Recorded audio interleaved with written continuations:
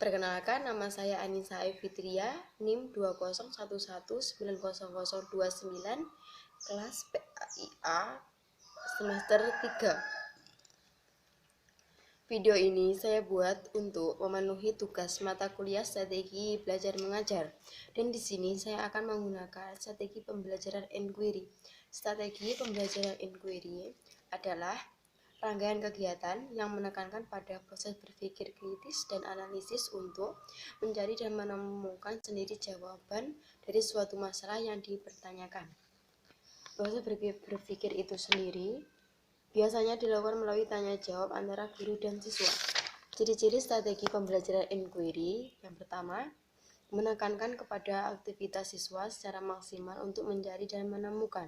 Yang kedua, seluruh aktivitas yang dilakukan siswa diarahkan untuk mencari dan menemukan jawaban sendiri dari sesuatu yang ditanyakan, sehingga diharapkan dapat menumbuhkan sikap percaya diri. Yang ketiga, tujuan dari pembelajaran inquiry adalah mengembangkan kemampuan berpikir secara sistematis, logis, dan kritis. Prinsip strategi pembelajaran inquiry: yang pertama, berorientasi pada pengembangan intelektual. Yang kedua, prinsip interaksi. Yang ketiga, prinsip bertanya. Yang keempat, prinsip belajar untuk berpikir. Yang kelima, prinsip keterbukaan.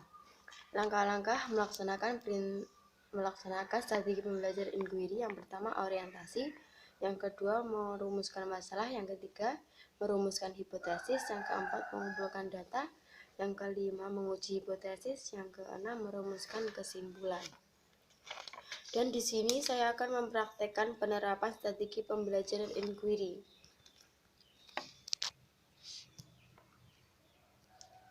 Assalamualaikum warahmatullahi wabarakatuh. Selamat pagi. Gimana kabarnya? Alhamdulillah baik. Sebelum kita memulai pembelajaran, salah satu murid untuk memimpin untuk berdoa. Berdoa dimulai. Berdoa selesai. Di sini Ibu akan mengabsen siapa yang hadir atau yang tidak hadir. Hadir semua? Alhamdulillah. Silahkan semuanya untuk mengeluarkan buku paketnya dan kita akan memulai pembelajaran. Sudah? Oke. Di sini Ibu akan menjelaskan tentang pengertian haji.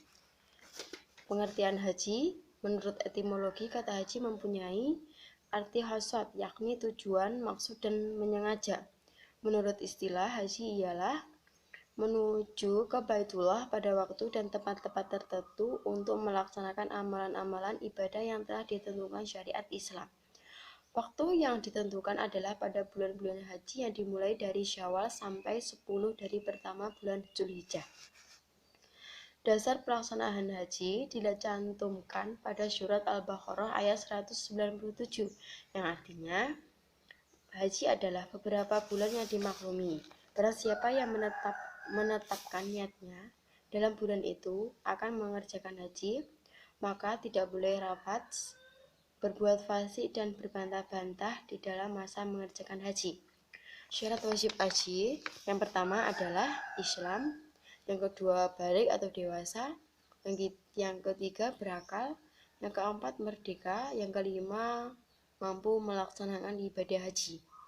Rukun haji: yang pertama adalah ihram. Ihram diambil dari bahasa Arab al-haram yang bermakna terlarang atau tercegah. Dinamakan ihram karena dengan berniat masuk ke dalam pelaksanaan ibadah haji atau umroh. Yang kedua adalah wukuf di Arafah. Wukuf di padang Arafah artinya berhenti atau berdiam diri adalah salah satu rukun haji. Jika dalam rangkaian haji seorang tidak melakukan wukuf, maka hajinya tidak sah. Tawaf. Yang ketiga adalah tawaf. Tawaf artinya mengelilingi Baitullah sebanyak 7 kali. Tawaf dibagi menjadi 4, yaitu yang pertama tawaf ifadah, yang kedua tawaf qudum, yang ketiga tawaf wada, yang keempat tawaf sunnah. Yang keempat adalah sya'i. Ibadah sya'i merupakan salah satu rukun haji dan umroh yang dilakukan dengan berjalan kaki bolak-balik 7 kali dari Bukit Syofa ke Bukit Maryam dan sebaliknya. Yang kelima adalah tahallul. Menurut bahasa, tahallul berarti menjadi boleh atau diperbolehkan. Dengan demikian, tahallul ialah diperbolehkan atau dibebaskannya seseorang dari larangan atau pantangan ihram. Yang keenam adalah tertib. Tertib dalam melaksanakan ibadah haji harus dilakukan berdasarkan urutan yang telah ditentukan Nabi Muhammad SAW. Wajib haji adalah salah sesuatu yang perlu dikerjakan tapi tidak mempengaruhi syahnya ibadah haji, dan apabila terhalang untuk mengerjakan boleh diganti dengan dam atau denda, yaitu menyembelih binatang. Sunnah haji yang pertama, mandi ketika akan memulai ihram. 2. Memakai wangi-wangian yang dikenakan pada tubuhnya sebelum mengucapkan talbiyah ihram. Yang ketiga, berihram dengan mengenakan 2 lembar kain ihram yang berwarna putih. Yang keempat, mengeraskan suara ketika bertalbiyah. Yang kelima, bertahmid, bertasbih, dan bertakbir. Yang keenam, berihram menghadap kiblat, mengucap dan mencium hajar aswad. Yang kedelapan, bertakbir setiap melewati hajar aswad. Yang 9, sholat 2 rakaat di belakang makam Ibrahim setelah tawaf.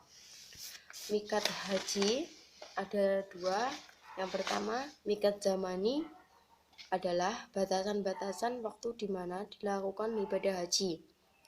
Batasan waktu tersebut adalah bulan-bulan haji, Syawal, Zulhijjah, dan 10 hari pertama dari bulan Zulhijjah. Yang kedua, mikat makani adalah tempat-tempat yang telah ditentukan dalam syariat untuk memulai niat ihram, haji, dan umrah. Dan materinya sudah selesai. Di sini ibu akan membuat kelompok terdiri dari 2 orang ya. Dan di sini ibu akan mengasih pertanyaan kelompok 1. Sanksi apa yang kita terima apabila kita melanggar waktu haji?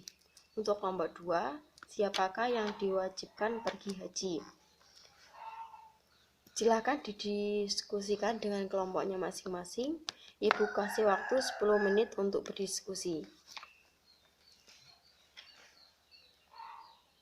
Sudah? Oke, kita bahas ya. Kelompok 1. Sanksi apa yang kita terima apabila kita melanggar haji? Jawabannya? Oke, baik. Yang kedua, yang kelompok 2. Siapakah yang diwajibkan pergi haji?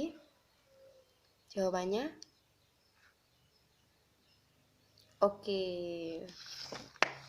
Itu ya jawabannya. Sekarang dikumpulkan.